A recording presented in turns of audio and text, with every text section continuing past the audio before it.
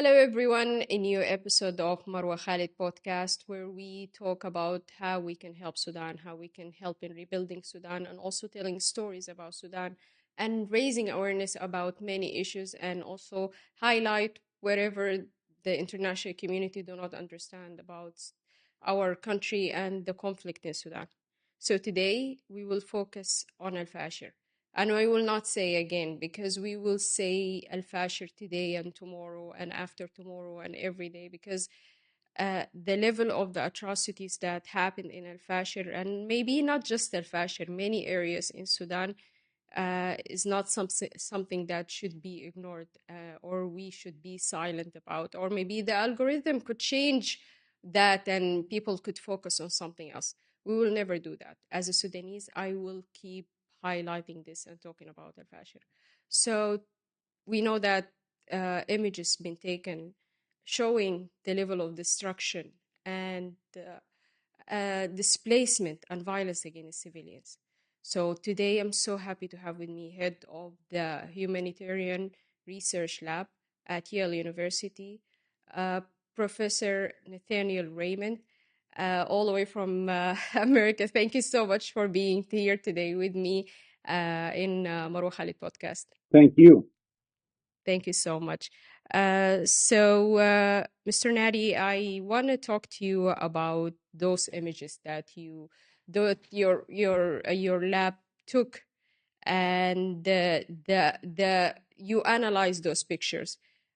If anyone just asked you to explain what you saw by just how can you explain it to them? Like when someone asks you that we took pictures for Al Fashir and Janina, what exactly you say to them as the first thing that you say? The first thing I would say is that we watched people be killed house to house by rapid support forces in both El Janena and El Fasher. We warned about both El Janena and El Fasher, and nobody stopped it.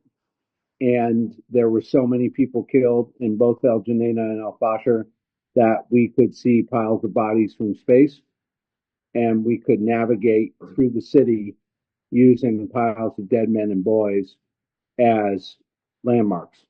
That's what I would say. And in the case of El Fasher, we could see blood on the ground visible from space, and then we could see them burn the bodies for days and weeks. And I heard a statement a couple of days ago, I think like 48 hours ago, that now they are trying to actually erase those evidence on the ground.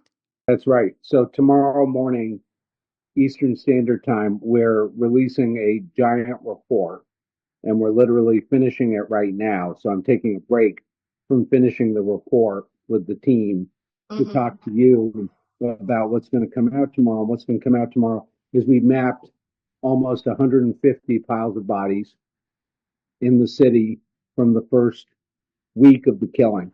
And then we've watched them for 5 weeks. And we've watched how they've moved. We've watched how they were buried and burned. We've watched how they were added to and subtracted from. And we've used those piles of objects consistent with bodies to really tell a story about how the killing started on October 26th. And it's really two stories. One, killing of those trying to escape who ran to the burn, to the wall. And the second is in Daraja Ula, those that they trapped in their homes and side streets and then systematically massacred them. This is so bad, and I don't know actually what I say, but I want to ask you something. Do you think, from your perspective and from your point of view, do you think someone could say to you, this is an isolated event? When the RSF start to speak about defend themselves, they say, no, this is, we have someone like Abu Lulu is killing some people there and someone else is killing some people there. Do you think it's isolated events or it's an organized crime? It's an organized crime. It's systematic. It's widespread. And so when we talk about criminal evidence in a war crimes case, there's two types of evidence, right? Okay. So let's talk about the Abu Lulu videos, particularly where he's posing with the men by the berm in the Mm-hmm. trench. Mm-hmm. And he's taunting them, and then he and his men shoot them, and then he poses with their dead bodies. Yeah, we saw this video. That so that the evidence of an alleged crime being committed is called crime base. Okay, Mm-hmm. and Mm-hmm. so the videos by Abu Lulu are crime based evidence, but they're also linkage evidence. Linkage means Okay. showing not just that the crime happened, but who's responsible. And so Abu Lulu has linked himself through that To the evidence crime. to the crime, Mm-hmm. but he has also linked his chain of command. And so now it is the next step is connecting Abu Lulu to those he reported to. And we're beginning to learn things about who he reported to, which is Abdul Rahim, who Mm-hmm. reports to Hameti. They asked them directly to actually start this genocide in El Fasher, right? The genocide began, the reignition of the Darfur Mm-hmm. genocide began with El Denena and the killing Mm-hmm. of Khamis. Okay. And when Khamis was killed and the violence that followed that, we saw the the beginning, the prototype of what would Okay. happen in Al Fashir. And RSF learned from El Janena. They learned they needed a wall and they needed full control of the area. And they found that out Mm-hmm. the hard way in El Janena. And so with Al Fashir, they innovated. And they innovated by building a wall around the city.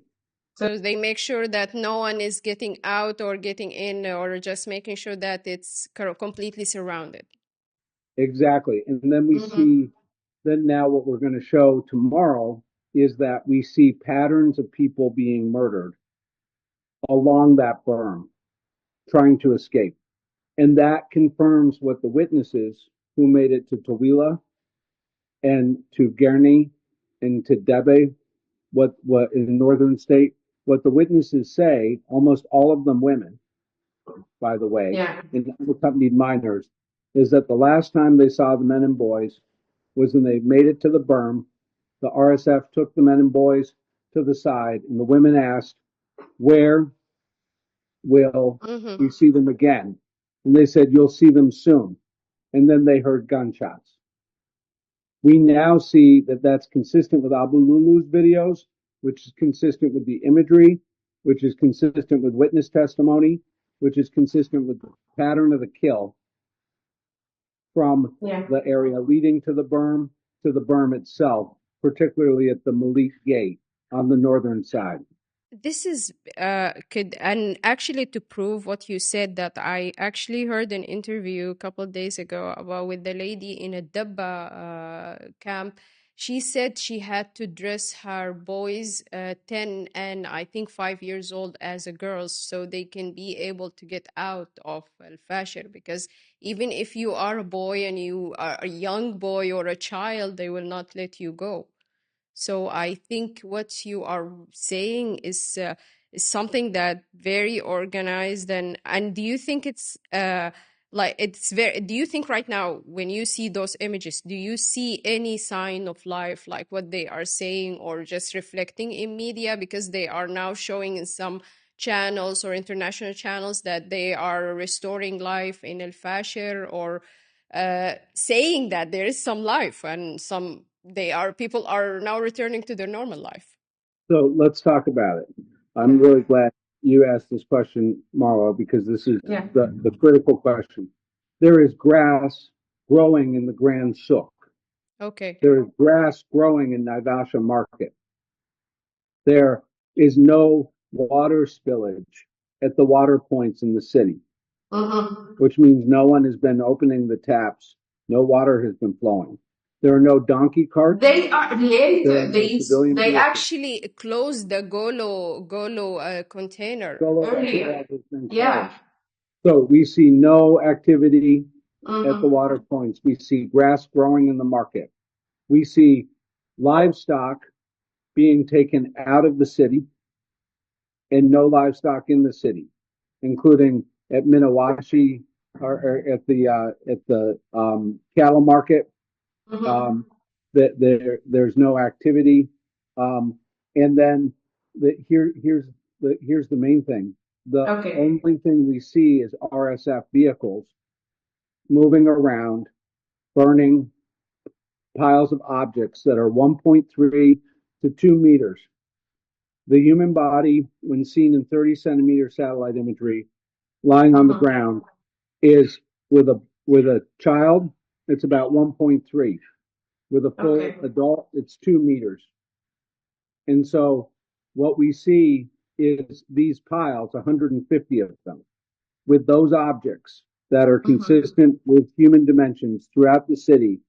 And we see no sign of anyone trying to leave or enter of a civilian nature. RSF is there in technicals, they're there in flatbed trucks, they're there in transport trucks. And so they are moving objects around, and those objects are consistent with human bodies. It's not just a crime scene, it's a slaughterhouse. Many people could not just understand the scale of those crimes, and until you are now saying that, because until now people say it's a genocide, no one understand that it could reach the level of Rwanda, right? Yeah, we're there. This is Rwanda. And if RSF is not stopped, the question is Mm-hmm. what will happen when El Obeid falls? What will happen when Kadugli falls, when Dillon falls? The fact is that the Yeah. ethnic mix in El Fasher is not the same as the Nuba Mountains. I know that. But And Yeah. yeah, but RSF has not suffered a consequence for the fact that they made at least 250,000 people get trapped in a kill box, and now we can't find at least 100,000 of them. so I want to ask you something. You spoke about the Jinena and the genocide that happened to the Masalit, and you spoke about that in a forum. Also, I saw that in a video a couple days ago or something. I want to ask you, when you saw those Jinena photos and you were able to have documentation for this, why you didn't make it public like now you made the Fasher? Why you didn't speak about that more like now? Um, we received the photos as the Janina massacre was completed. They came from a source that could not make them public for Mm-hmm. safety reasons, because the source, in releasing the photos, you would understand who was taking them. Oh, okay. For it was from the ground, you mean? Like it wasn't from a satellite images? They were pictures taken by a person who was hiding, Okay. Okay. and Now and I I get that it. get it. that person was hiding while something was going on that you see in the photos. And if you saw the photos, even if that person wasn't part of what was going on, the RSF would likely kill those who are seen in the photos doing things. And now, But Yeah. yeah. and so to protect the people in the photos, we did not release them. But I can give you news here that's never Yeah. been I've never said. Okay. Um, we transferred them to the International Criminal Court. All the picture, even all Janena and All the ground photos from El Janena, which are of um, almost exclusively men shot at Okay. point blank range. And so we created a evidence file of the photos, and we Mm-hmm. did not disclose them to protect the photographer. And we then moved them to the court. And so the what's important here is that um, you don't want those photos to be public, and I'll tell you why. why? Because those photos are evidence of specific criminal acts by specific units and individuals. And so those photos are now doing what they need to do, which is Yeah. they, they're part of what's called chain of custody in an Mm-hmm. open case. Does that make sense? It does make sense, but what as a Sudanese and as someone who knows that this war has been forgotten for a while and no one actually focus on, people did not understand what's happening in Sudan until the genocide of Al-Fashir happened. So why I ask you those questions, because I felt like if the people saw what's happening in Genena, because our representative in the Security Council spoke about that, but people spoke about that, but no one took that seriously. And even when the siege was happening for 600 days in Al-Fashir, and everyone spoke about the genocide that will happen if those people managed to, the RSF managed to get to Al-Fashir, no one actually cared until the genocide happened. That's why I asked this question, and I wanted to make it public because I want people to understand what's happening in Sudan for a year before or 2 years. Let's keep talking about it right now. And you, so when I went to the House of Lords and the House of Parliament during the moment that UN Security Council Resolution 2736 was about to get voted on, we were in this private briefing with members of Parliament in the House of Lords, and there were members of the Anglo-Sudanese community who were sitting there on the back wall, okay, and who were allowed to attend the briefing. And when I started, I looked them in the eye and I said, I need to ask your forgiveness. We've failed you. We've failed the Sudanese people. And I said that because I was part of Jeddah 1 with the State Department. I was part of Jeddah Declaration, as was the whole team. And it never should have gotten this bad. The international community failed you, the negotiations failed you, and you deserve an apology. And no apology is gonna do, right? But we failed you, and your brothers, sisters, fathers, mothers, your children deserve safety as much as anyone else on the planet. And we just didn't care enough. And also, and so I need to say that. And I need to say that the decision we made on not releasing the Genena photos was to protect the photographers. But we released all the Genena imagery.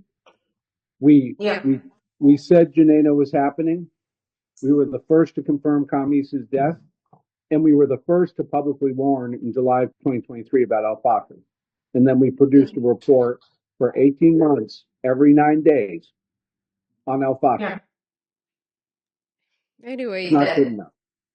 Anyway, to come late better than never comes at all and speak about this. So anyway, we appreciate the work that you are doing, and also I think also one of the things that made the issue of Sudan is not that public or anyone could see is that the external sponsors, which is the United Arab Emirates, who played a very big part in making sure that no one talks about what's happening in Al-Fashir or maybe in Sudan in general. So do you think right now they could hide anymore after what's happening in Al-Fashir and even the escalation that the RSF is trying to do right now in Kordofan? Well, I think this war is not going to stop until there is Western pressure from the general public economically on the UAE through boycott and from governments through sanction. The RSF could not have taken Al-Fashir the way it did if it hadn't had access to the drones, to the artillery that were provided by the UAE.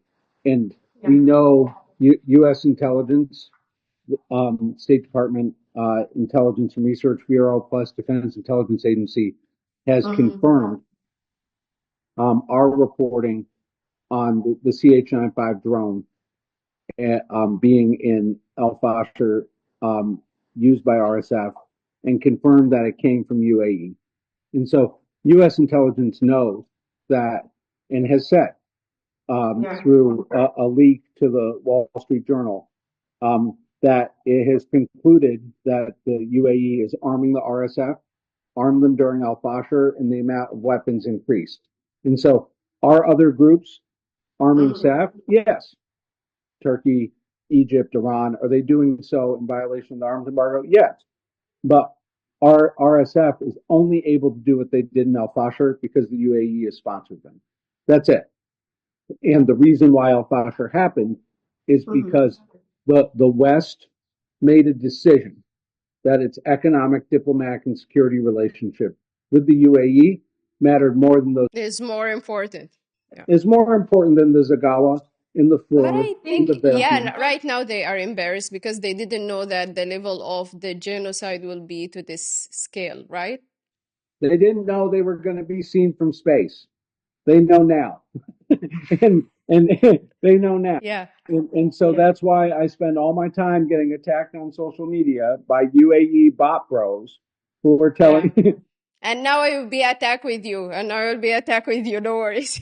my grandfather said, if you're not in a little bit of trouble, you're not doing your job right. And so, but they they say, my favorite thing is they say, what do you see now in your outer space binoculars? So This they is don't funny. understand satellites well. And And they imagine the first thing that they come to their mind, yeah, by binoculars, yeah.